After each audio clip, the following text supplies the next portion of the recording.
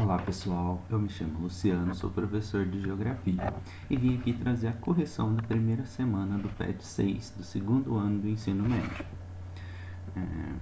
Atividade 1. Tem um textinho aqui, né, e pede para você completar. As migrações são realizadas temporariamente em uma determinada época do ano. É o caso de trabalhadores rurais que se deslocam em certas épocas do ano e retornam após alguns meses, com o término do trabalho. O termo deslocamento populacional, que completa corretamente o texto acima é, no caso aqui, está em vermelhinho, AB, sazonais, tá? Então, quando você sai somente em uma época do ano.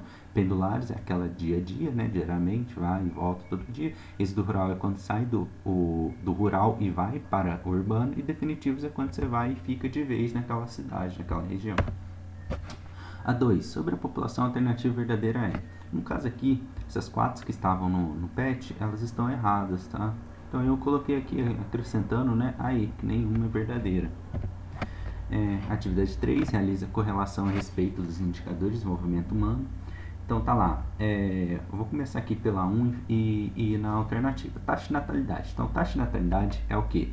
Representa o número de nascidos vivos no período de um ano em relação ao total da população. É calculada a cada 1.000 habitantes. A 2 aqui, taxa de mortalidade, representa o número de óbitos ocorridos no período de um ano, calculado a cada 1.000 habitantes. A 3, taxa de fecundidade, representa a média de filhos por mulher ao longo do seu período fértil. 4, crescimento vegetativo, representa a diferença entre a taxa de natalidade e a taxa de mortalidade no período de um ano. E 5, mortalidade infantil, representa o número de crianças que morrem antes de completar um ano de vida, calculado a cada 1.000 crianças nascidas vivas no período de um ano. Então fica aí 5, 3, 1, 2, 4, como a correlação, né? Atividade 4. Em uma determinada localidade, após um censo demográfico revelado que, no ano de 2005, a taxa de imigração, né, chegada, foi de 8%, e a de emigração, que é a saída, foi de 3% da sua população total. E os óbitos anuais chegaram ao total de 331 mil pessoas. Considerando que a taxa de natalidade foi de 14% e que a população total era de 55 milhões de habitantes, podemos dizer que sua taxa de crescimento populacional foi D. Então, primeiro aqui você vai ter que calcular o crescimento vegetativo, que seria o quê? Taxa de natalidade menos taxa de mortalidade. Então, a gente não tem a taxa de mortalidade.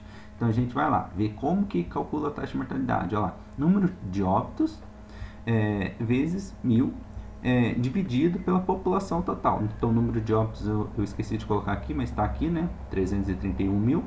E aí o resultado foi 6%, tá?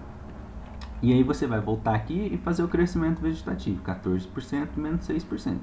Então aqui o crescimento da população ela foi de 8%, mas aí você tem que lembrar que tem essas imigrações, né? Esses imigrantes que estão chegando aqui. Então a gente vai fazer a diferença entre o total de gente que chegou, né? Chegou 8% de imigrantes e saiu 3%. Então essa diferença deu 5% de chegada de pessoas, tá? Então aí você só vai somar. Se cresceu 8%, mas os 5% da chegada. E aí o total fica aqui 3% do crescimento populacional, certo?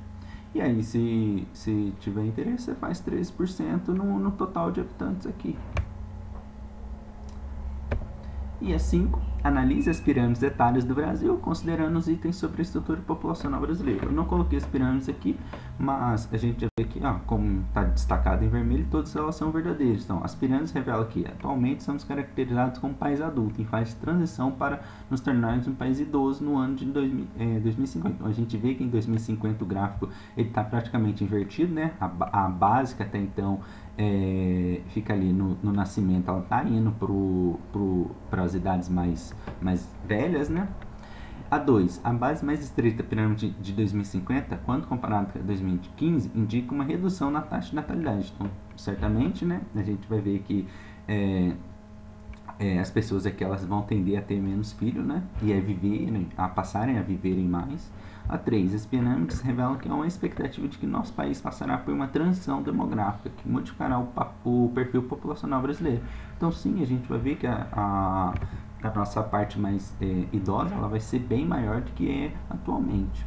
E 4, com base nas pirâmides, é possível perceber que o aumento da média de idade da população do país pode contribuir para uma redução proporcional da população econômica ativa. Então, a gente percebe isso também, que as pessoas elas vão envelhecer mais e ao mesmo tempo vão está tendo menos filhos. Consequentemente, essa população que trabalha, né, os adultos no caso, também vai ser um pouco mais reduzido. E aí a gente termina, tá? Essa correção da semana 1 do PET 6 de Geografia. Bons estudos e tchau, tchau.